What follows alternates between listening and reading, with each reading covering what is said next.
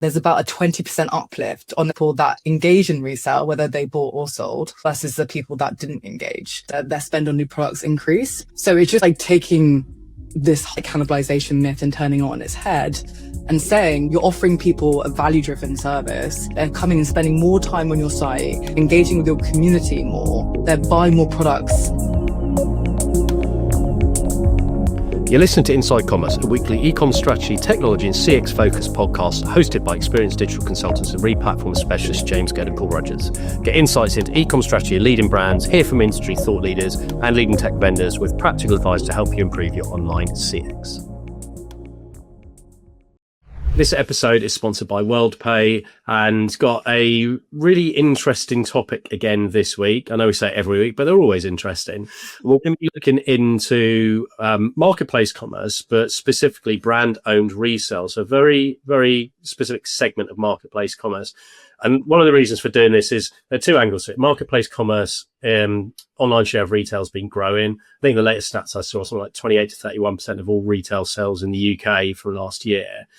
Marketplaces are a core channel, not just a growth segment. But actually, the resale element is typically where brands don't have ownership and control. And this is something the solution we're looking at today provides a capability to retailers. So very interesting. So a warm welcome to Lydia Hartley, who's a co-founder at resale platform Continue. Hey, Lydia, how are you? Hi, James. I'm good. Thanks for having me on. Thanks for coming on. Well, we've been talking about this for a while, haven't we? We have, yeah. I'm excited to talk about it because I think there's definitely a misunderstanding about resale and its opportunity for brands as a retention tool, not just a sustainability play. So excited to dig into that today. Yeah, and I think this is the thing is that a lot of people see resale as part of those green credentials and sustainability rather than seeing it as a commercial strategy. And that's why we've wanted to get you on. The timing just wasn't right before. So before we get into the market perspective, the numbers and the commercial opportunity for brands, do you want to give people who haven't come across Continue a flavour for who you are and what Continue is? Yeah, absolutely. So we are a UK-based business here in London, and Continue is a white label platform that enables e-com brands. We started with fashion, but we're actually progressing into new categories now, to launch their own resale channel directly on their website. So instead of the customers going to the likes of Vinted or other third-party channels, they can resell the items that they bought from the brand before on the brand's own marketplace. And when they sell, they can earn store credit to spend back on the brand. So it's driving that repeat purchase cycle. But it's also about like increasing dwell time on site, driving traffic back to site, and creating this like emotional loyalty and connection between the brand and the customer as well, which is something we can dig into. Yeah, I think that's, to me, is the most salient point here is trying to build loyalty is really challenging. There are so many brands out there fighting for attention, and there are other retail partners selling products, and there are other people discounting items that you might have at full price. So trying to give people a reason to stay shopping with you rather than being fragmented in how they purchase from your brand is really interesting. So let's go into that's a really nice positioning. Let's talk about the market opportunity then from a forgetting about the sustainability angle and that benefit for now, but from a pure commercial point of view, why should e-com teams take notice? What is happening out there that e-com teams need to be aware of that if they're not taking control of it, then others are? Yeah, so like brands, people might have seen in the news constantly recently. Well, it feels constantly, particularly to me, because I keep up with this sort of stuff. But the likes of Vinted, eBay, Depop, they have been growing astronomically in the last couple of years, last 5 to 10 years, actually. And it's really something that brands need to pay attention to because of the way that these platforms have now developed. They're making it even easier for people to go and buy and sell pre-loved online. Before, you'd have to go to a charity shop, you'd have to go down to your local vintage shop. It was a bit of a kerfuffle, there was a lot of friction with that, but now they're just making it so easy for people. And now we are looking and talking to the brands about like the number and the amount of their items that are selling on these other platforms. So for example, we talk to brands, let's say a brand of 100 million, making 100 million in revenue every year. They'll have about 300 to 500 of their items selling on Vinted every day. And obviously those are sales that aren't going to the brand. Those are going to other people. And then the people that are selling, they are getting that money, but then they might go and sell and spend it on other people's websites and just spend it elsewhere. So it's really about taking back control of all of that activity and all these transactions and bring it back into your ecosystem. So I think a lot of brands aren't aware about this, just the size and like just the scale of this and what's happening right now. They rather kind of put their heads in the sand, and we're just really trying to raise awareness of that pretty much. And we do it via the Vinted APIs on the whole. We'll actually hook into that and we can see how many of the items are selling every day. So it is just really interesting to look at. And also on Facebook groups as well, brands, that's also a really interesting thing to look at. Customers actually set up their own Facebook communities where they're buying and selling from other people within that community. And that's like a really interesting thing for us to look at and see, like, this is already happening on Facebook. It's not actually that great of an experience. Why not just bring it to your website and make money from it, essentially? Yeah, I think that's the key point, isn't it? The demand for resale already exists. And it's interesting. I was chatting to the last podcast we did was with the one of the co-founders at Batch London. And we were talking about the whole element of trying to be more sustainable in fashion. And his point, which I think was really quite salient on this, was a lot of people using the likes of Vintage, their driver to use it is not to be sustainable and to be environmentally conscious. It's price and quality. They want good quality brands, but at a price point that's more affordable to them than going full price, brand new, direct from the retail. And the sustainability angle of resale is makes you feel better about purchasing rather than driving it for a lot of people. So I think that's really interesting. So that's the key thing here, is that the demand exists. This is not trying to create demand or change shopping patterns. It's tapping into existing ones. Yeah, exactly. And we've seen, and like from just experience talking to my friends and other people buying fashion, people will find a brand on Instagram. They'll get retargeted with an ad, for example. They'll go onto the website, they'll get some inspiration, and then they'll go on Vinted and try and find the item for about half the price. And therefore, you are literally losing that customer. So why not just like kind of stop that process from happening and offer that to them before they check out? Yeah, and I think it's really interesting actually, because when you get to times of like harder economy impacts on people's like wallet share, spent how much they spend, discretionary income. God, my brain needs to wake up after a long weekend. You see the aspirational side of premium brands drop out quicker. So there will always be people who have money and can afford to buy from premium brands. That's your affluent audience. That's fine. But the aspirational side, who, when they have more disposable income, like to buy better quality, but then suddenly cost pressure in life means you can't. And I see this in like premium furniture as well, where you see big segments of the market dropping out. And this is the reality, that people don't want to stop buying from the brands they like or think are quality or think are ethical, whatever's driving them to buy from those brands. But sometimes they can't afford to drop £200 on a jumper when they can get one for 70 quid. Yeah, exactly. And they want that quality still, as you just said. And I think that's what people are aiming for nowadays. They don't want to buy from fast fashion as much anymore, but they do want to own their clothes for longer. And we're just facilitating that by the brand's website and the data that they have about the products as well. Ready to grow your business online? With WorldPay Ecommerce, you can deliver fast, secure payments your customers love, backed by global reach and real people-powered support. Scale with confidence and enhance your customers' experience with WorldPay Ecommerce. Yeah, excellent. Let's talk about how this works as a retention tool then. So obviously you're providing people, we'll come on to the technology a bit later on, but you're providing people with a vehicle for being able to manage this and take control of it back. So taking your argument that resale isn't just a sustainability play, how does this work to drive retention? Yeah, so there's a couple of different angles in terms of how it drives retention. And like, just to give you like a term, kind of roughly the numbers around this. So like brands that we work with are making up to 5% of their revenue now from resale as a channel, driven by this repeat purchase cycle that we're able to drive. The key thing is, so like our model is a peer-to-peer model. So it's a marketplace, as you said, James. So customers are buying and selling from each other via the brand's own marketplace on their website. Now, the crucial thing here is that obviously if anyone's ever bought from Vinted or eBay, you're obviously spending time on there. You're browsing, you're looking, you're talking to people, you're making offers. Like just time of your day spent on there.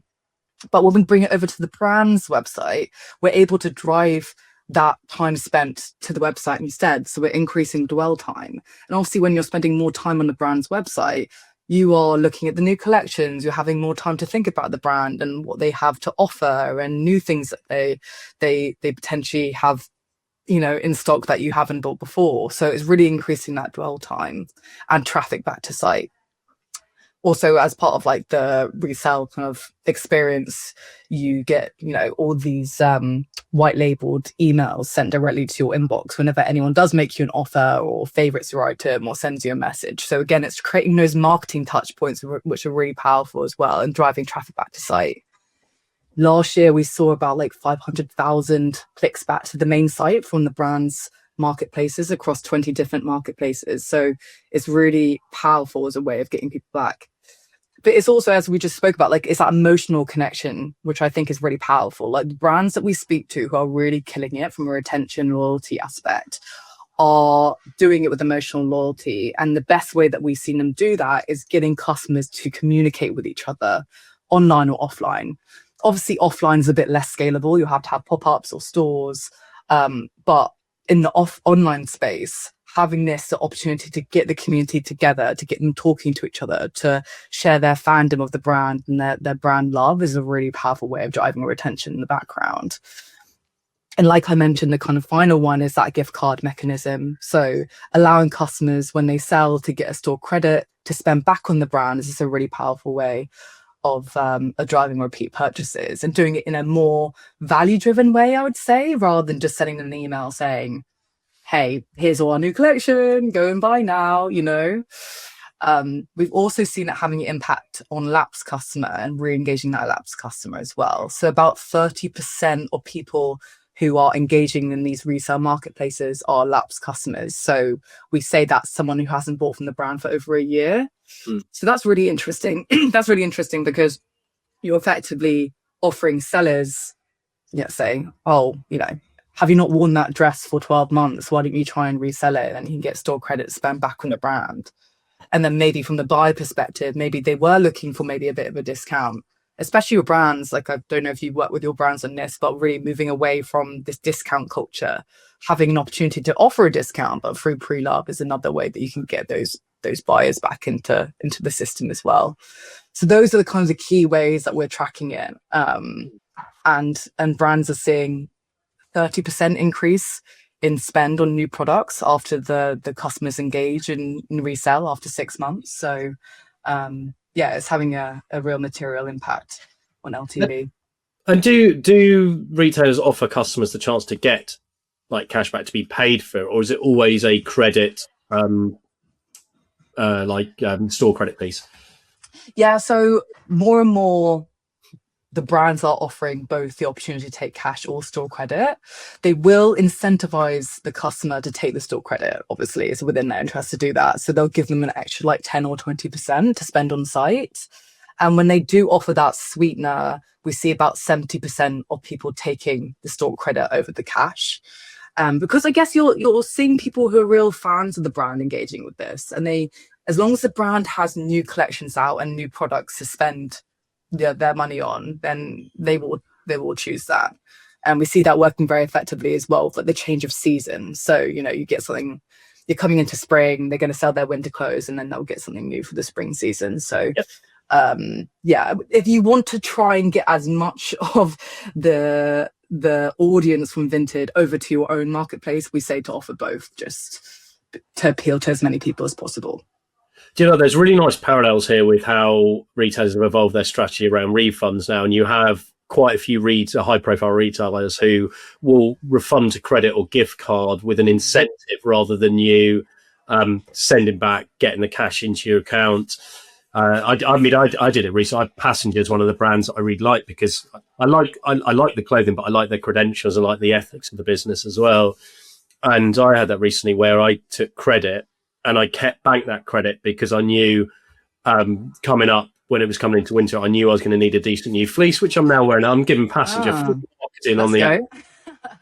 But it's the same mechanic, actually. It's psychologically, it really works to the consumer, because you're thinking, well, actually, I'd already spent that money. So getting them back, okay, it's great, but I'd already been willing to commit. But actually, I'm going to get an extra 10% back on top, so I can buy something better next time. Okay, great. I'm into that. Yeah, exactly. And Passenger has a resale program, I believe. They have a take back scheme, slightly different to ours. But yeah, again, really promoting that mission behind the brand as well, and offering that value back to the customer. I think they've really nailed. And I'm sure you would have had this thrown at you before by other people, right? There will be a tendency to think, well, actually, if I'm introducing resale and I'm using that as a kind of retention mechanism, all I'm going to be doing is cannibalizing full price sales. Am I just eroding margin? So what evidence have you got, like credible evidence from existing retailers to show that it's not about cannibalization? Yeah, absolutely. And it comes up time and time again, and it's understandable because I think it does feel quite counterintuitive to a lot of brands. But the fact of the matter is, obviously it's happening anyway. So like whether they like it or not, this is happening elsewhere on the web. So that's what we always kind of start with. But also just the data, like I kind of alluded to before, is that the people that engage in resale spend more on new products than the people that don't engage. So we see that there's about a 20% uplift on the people that engage in resale, whether they bought or sold, versus the people that didn't engage. So both of them, their spend on new products increase, but the people that engaged in resales just spent more. So it's just like taking this whole like cannibalization myth and turning it on its head and saying, you know, like you're offering people a value-driven service. They're coming and spending more time on your site, engaging with your community more. They're buying more products because they're probably getting more brand love and more kind of exposure to your brand in the first place, and all the customers that love you as well. So we just haven't seen that happening. But I do think it is a big sticking point for brands to not just explore this in the first place, because they just think that is the case in their minds. So it's definitely our job to try and like get these stats out there as much as possible, and try to not make people feel as worried about it, you know, in the first place, and just have that open conversation. I find interesting parallels here with like outlets, and that you have a lot of like premium luxury fashion brands who will sell in outlet stores. I grew up in Portsmouth. My parents are still there. You've got Gunworth Keys, which is outlet stores. Big brands like All Saints, and there you've got like Bicester. You've got all these villages, and you will have strategically those outlets work alongside the major brand. And I think you'd made a point when we're planning this episode that some of the customers who will engage in pre-loved are different custom types than those who are buying full price new ranges, who want to be the first to get those new ranges out. And I'm one of them. I like All Saints clothing, but I find it very hard myself to go, oh, £500 jacket. I will go to an outlet. I'll know the style, and I'll wait till there is a jacket in the outlet I like, and that will be maybe £200. And then I still get, and I do also understand that product ranging is different across them, but do you find that there is quite a lot of difference between the full price buyers, the demographics, and the people who engage in pre-sale? Yeah, pre-love? Pre-love, yeah, exactly. So we definitely see that there's a segment that we call the aspirational shopper that are buying pre-love items. And like we spoke about earlier, like brands are trying to move away from this discount culture, but they are aware that they have more aspirational shoppers who will only ever buy during a sale period, but they don't want to be devaluing the brand the whole time. So this is a really nice way of kind of appealing to those customers and getting them to wear the product still, enjoy wearing it, and then, you know, when they maybe can save up and buy the big hero piece, maybe, you know, next time a big check comes around, they will do that. But also it's important not to forget that fashion in particular is such a word of mouth thing. Like, it's not just about like adverts you're seeing on Instagram. It's also your friend wearing something to the pub and you say, where'd you get that from? Especially men. We see this all the time with men. They'll ask their mate, oh, like, where'd you get that jacket from? I love it, you know?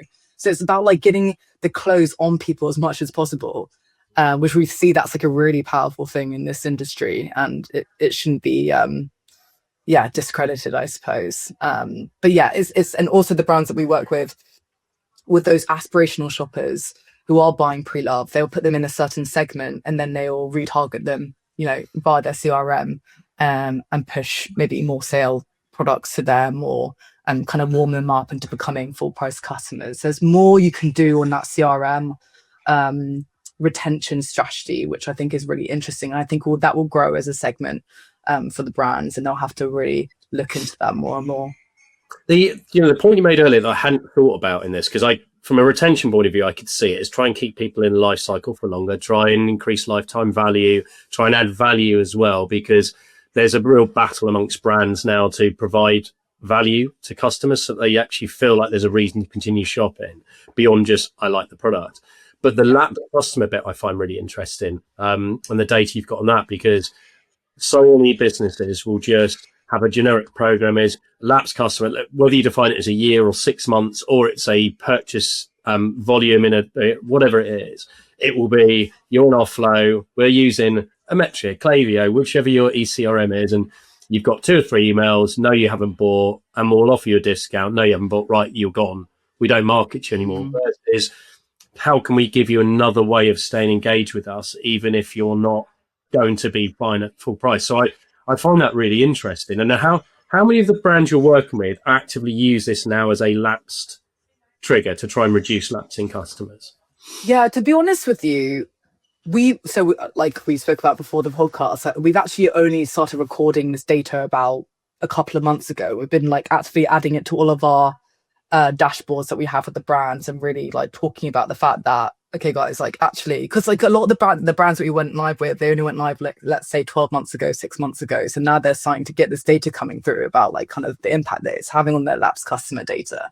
So it's something that we're really exploring with the brands now and really highlighting to them as well, and also talking to the agencies of those brands and saying like, this is actually a strategy that you could be developing with your brand partners, and really tracking this and seeing what we can do with that information. So it's something that we're tracking, and it's interesting to see this data coming through, the fact that resellers just naturally doing that for the brands. But there's like a whole host of things that we can do with the brands to see, what else we can do with those lapsed customers that did buy pre-loved or sell via pre-loved, and re-engagement in different ways. Let's talk about loyalty now as well. I mean, retention and loyalty dovetail very nice. Yeah.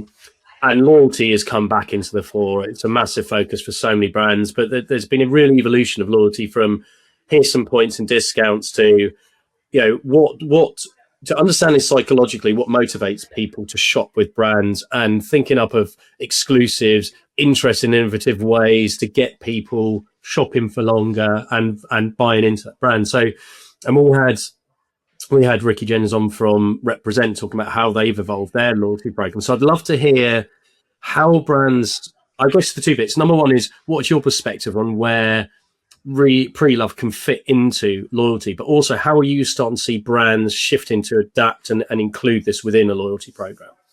Yeah, absolutely. And I love Represent's loyalty program. I think they're thought leaders in this space, and they're really leading the path towards, I suppose, more customized loyalty programs for their community. And I think that is really where the industry needs to go. Like so many premium brands that I speak to, they're saying, we want to do a loyalty program, but we don't want to do a point system. We don't want to do something out of the box. We want to make it feel relevant for our community. We want to make it feel special.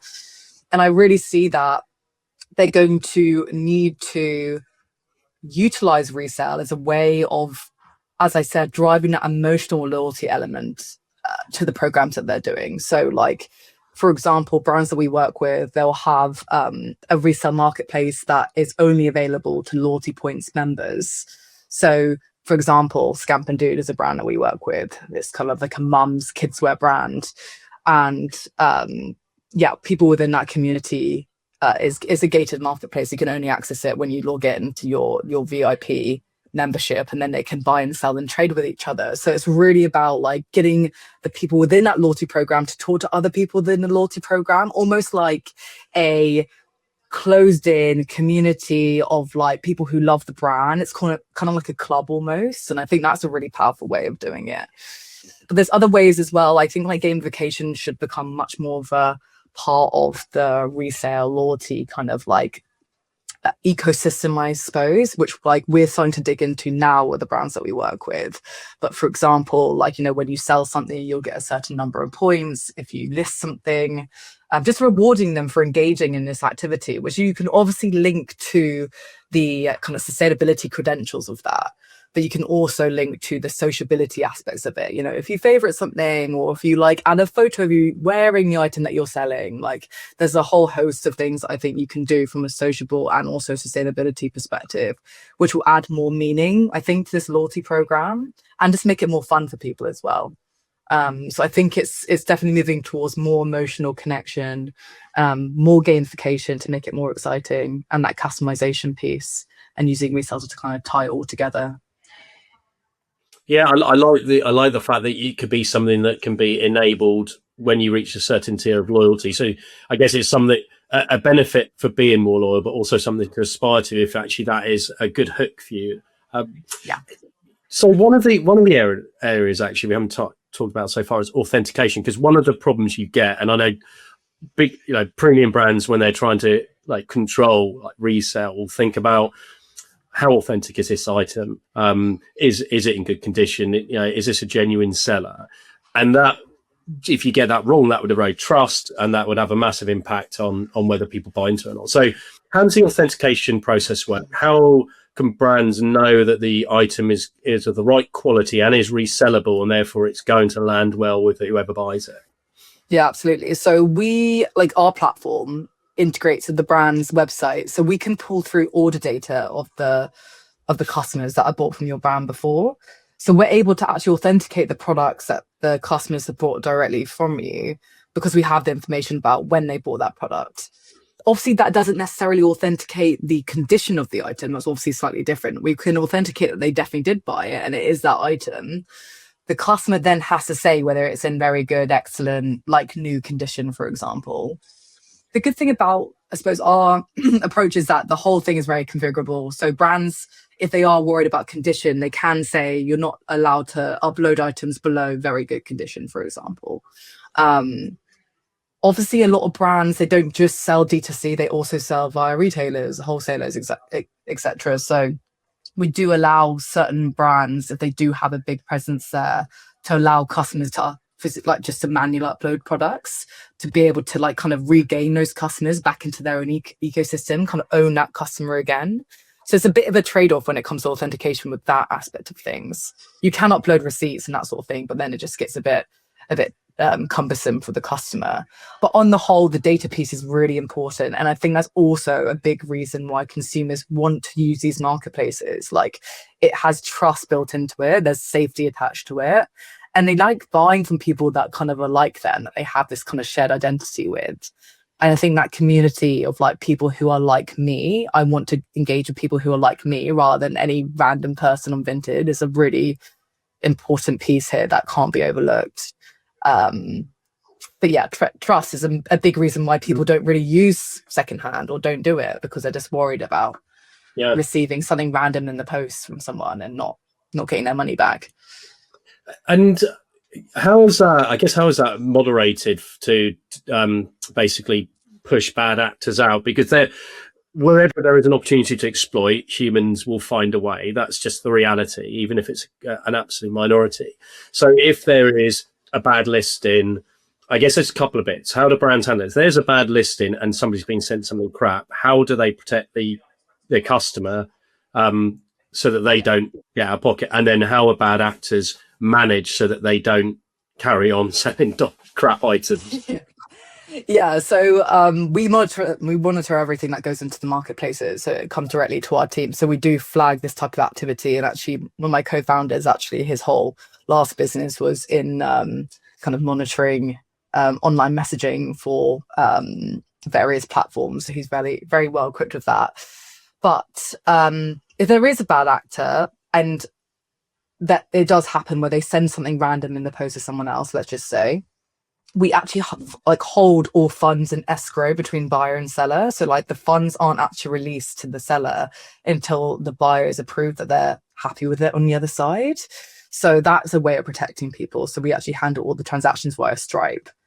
With bad actors, like, obviously with these brand marketplaces, like on the whole, I would say about 80% of listings actually do come from previous orders, because it's just really easy to list that way, because we have all the information about the product. So it's not a very scalable way of hacking the system, basically, because like they would have to have bought something from the brand to easily list their items to go and sell on. So like, if you did want to go and sell fake products, it'd be easier to go sell it via Vinted or eBay rather than the brand's own marketplace, if you understand what I'm saying. So we don't see that many instances of that happening, to be honest with you, touch wood. And if we do, our team manages all the customer service, so we just flag that to our own team and handle it on behalf of the brands. We know the brands have got enough going on with their own customer service and like everything else going on with the business. They don't want to be handling this as well, so we handle that ourselves. Mm-hmm. And in terms of, you've spoken about several clients, which are, I know you're fashion focused initially. We'll come to it because I know you're going to expand into other product areas. But within what type of business does this suit and why? Because it's not going to be suitable for everybody. So I guess if I'm an e-com director or a head of e-com listening, what are the criteria that would make me a good fit for this model? Yeah, absolutely. And like, we have done a lot of testing with different types of brands, and like what we found is there's a few different kind of key things we look for in terms of like who is an ICP customer. The first one is like the durability and the quality of the product. It tends to work better when the product is high in value, so the economics just work well. And then also, if it's a premium product that will keep its condition for a long period of time. So people really value the product. They want to buy it on the secondhand market via the brand.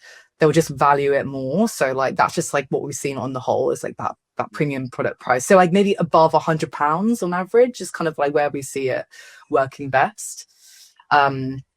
We also see it best working when the brand has got when they have a good community of customers that are engaged with the brand. And this is it can be quite a nuanced way of looking at it, but like we normally look at like the brand's like Instagram presence. So if they get lots of comments, if they get lots of likes, if they have a good following, like that's a really good indicator that this is going to work really well, because you have like an engaged fan base that want to engage with each other via the brand's own community. It also works really well when the customers have their own shared identity that they're aligned on. For example, country wear, climbing, cycling, like similar interests, which make them feel like bonded together, is also a really good indicator. If they have Facebook communities, if they have a lot of sales on Vinted, like that's also like obviously a very easy way of looking at it as well. But yeah, the community identity piece is probably the most critical and the thing that we look for on the whole. And that normally comes to more premium products because it's more brand love there, really, rather than fast fashion, where it's a bit more transient, I suppose, a bit more transactional in terms of how people are buying these products. And it's a lot more trend led, I would say. But yeah, we have started looking at fashion to begin with. We've got 50 brands live now. And that's obviously because people cycle through clothes that there's no tomorrow. So the velocity of the sales is strong. We are now looking at other categories which are easy to send in the post, but also have that collectible scarcity community kind of behind it. So collectible toys, collectibles in general, books, homeware, which is easily sent in the post. These are kind of like areas that we're exploring now in the UK, which I'm really excited about, to be honest. I think it's a really interesting area, particularly collectibles. Like, I can't believe the community around collectible items like Warhammer and all trading cards and everything. It's mental. So I'm excited to start looking into that in more depth. Yeah, I'm not surprised by collectibles. I can imagine that would be cute. I mean, I know from years ago working with brands in collectible space, it's the loyalty within the customer group for their core loyal customers is huge. Yeah, it's mad. Even like with toys and everything, like collectible toys is a really interesting one that I started looking into, which adults collecting toys, themselves from like a nostalgia perspective. I think that's also an interesting take that obviously leans into that collectible idea anyway. Very interesting.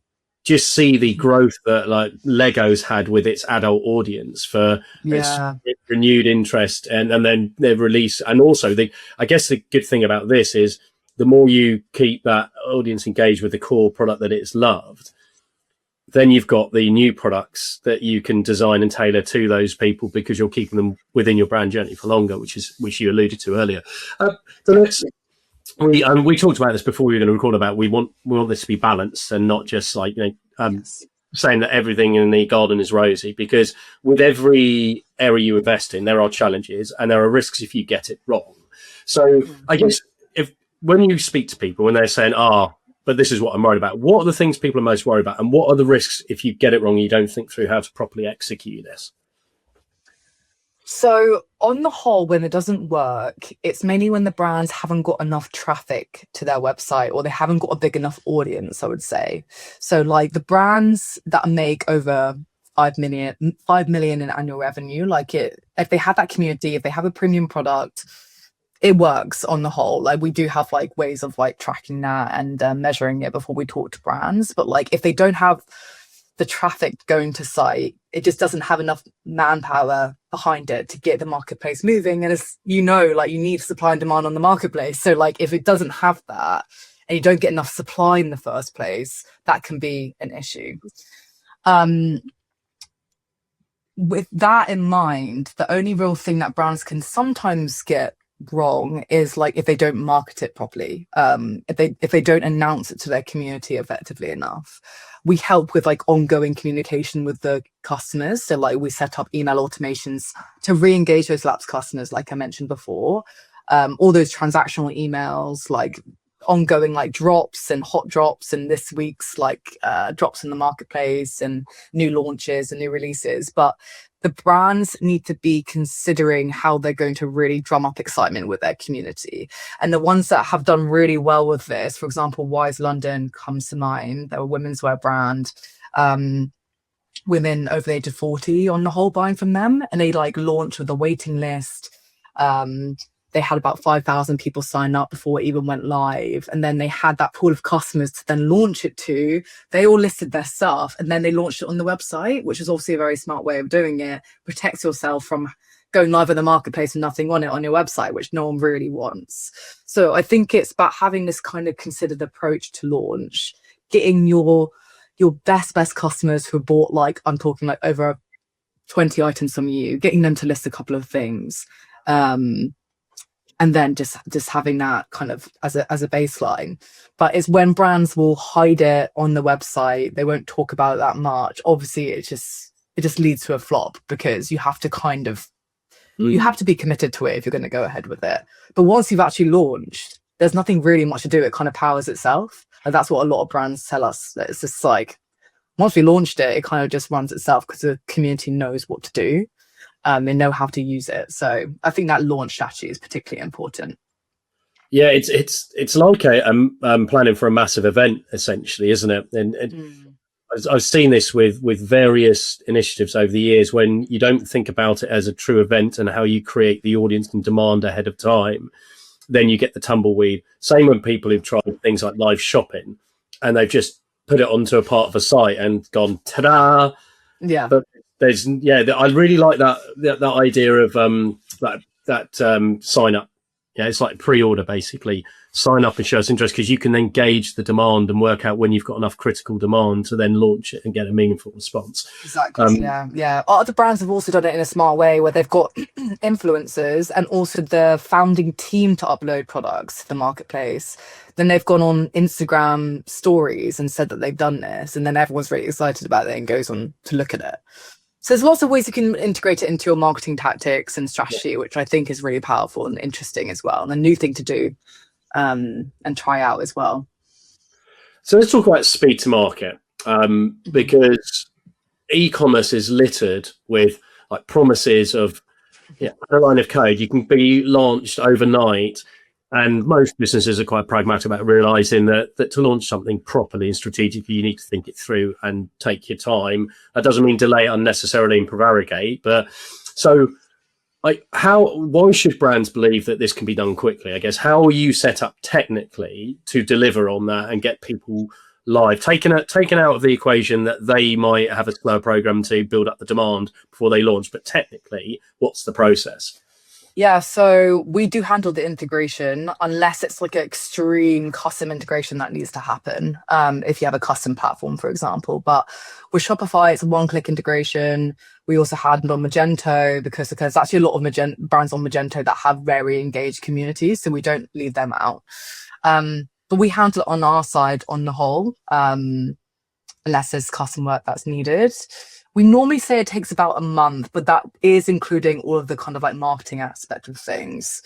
The brand obviously needs to get involved in like how we're going to customize the marketplace, what images we're going to use, the branding, etc. And we work with them on all of the email communications and how we're structuring that.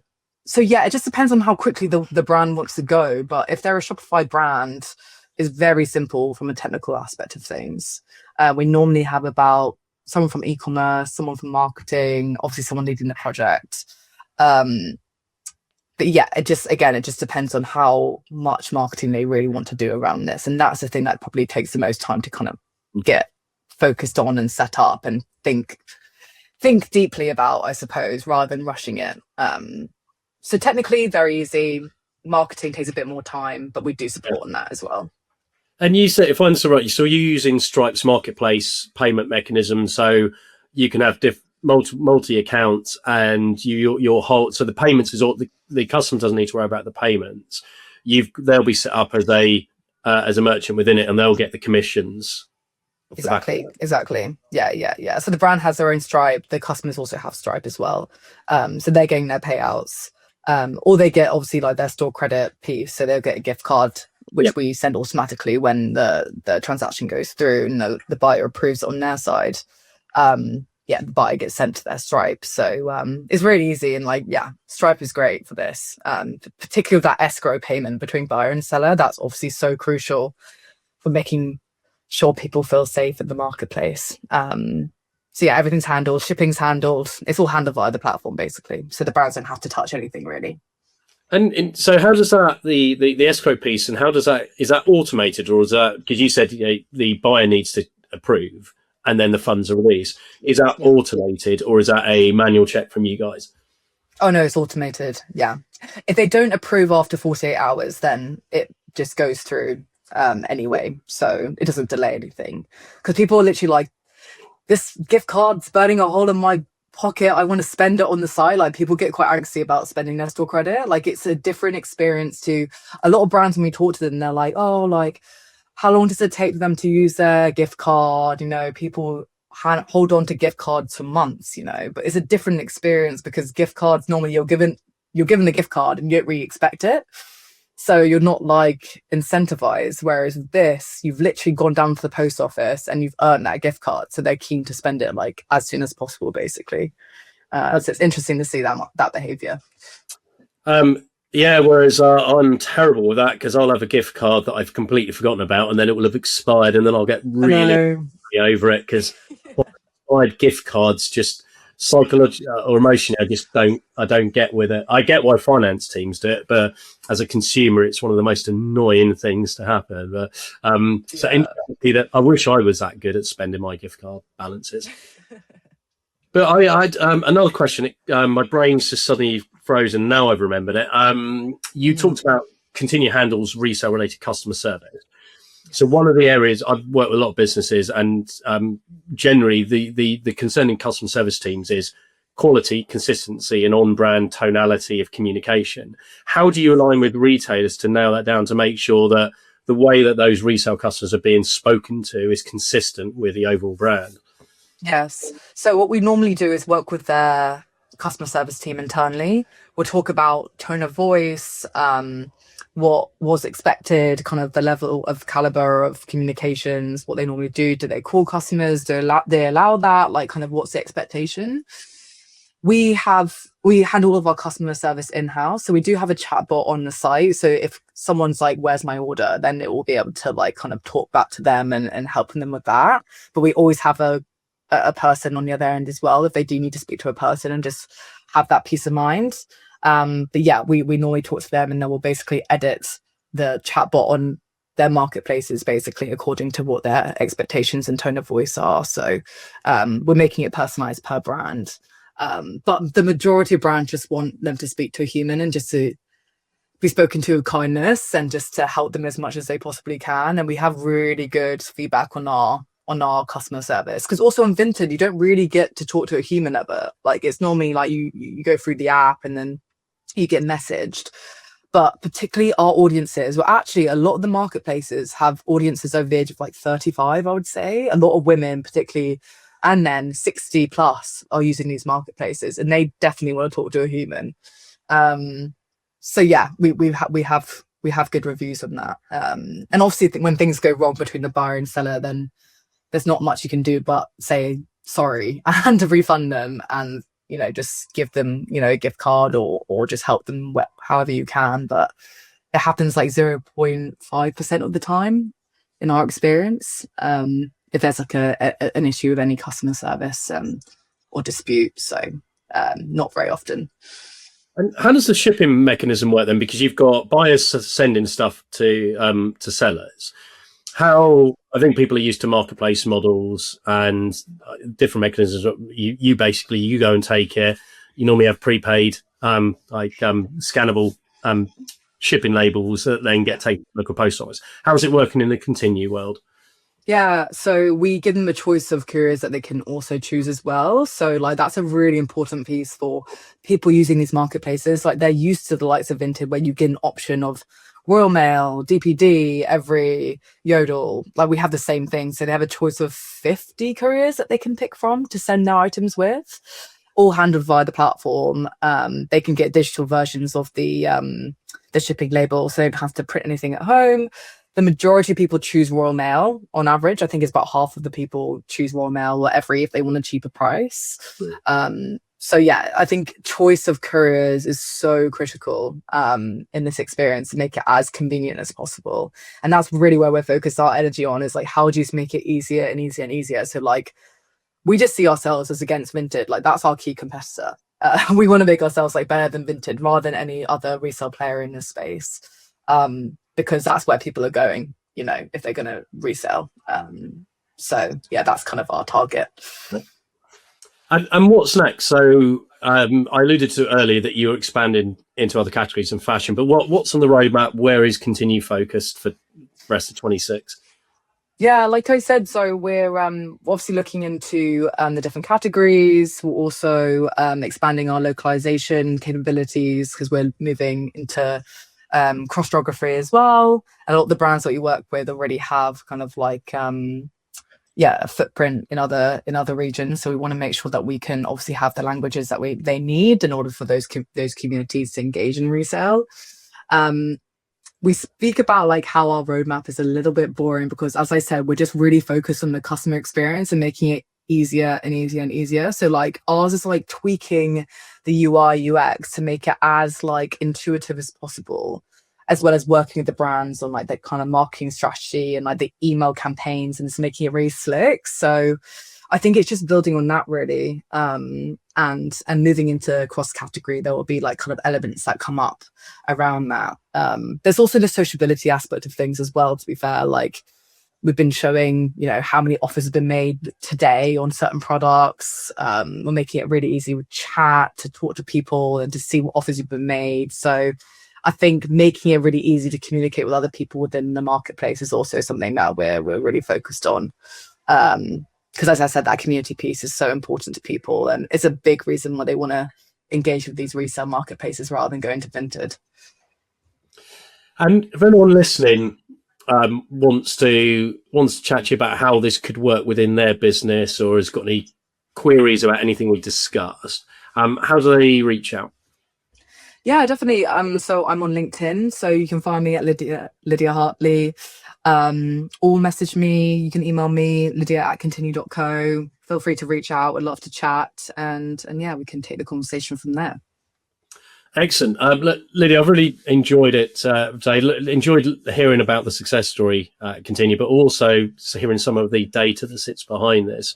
And for anyone listening, if you do want to reach out and you've forgotten those details, they're on the landing page on the Inside Commerce website. But thanks for joining us today. Thank you so much. Really enjoyed it. You're listening to the Inside Commerce podcast hosted by experienced consultants James Gerd and Paul Rogers. Inside Commerce is your fast track to digital knowledge, featuring interviews with leading e-commerce retailers, industry thought leaders, and the C-suite of key tech companies to explore the latest in digital strategy, customer experience, and tech. Discover what the latest trends really mean and get practical advice based on experience to help fine-tune your e-com strategy and tech stack. Follow us on LinkedIn and reach out to James or Paul if you'd like to discuss an e-commerce project. We hope you enjoy the latest episode.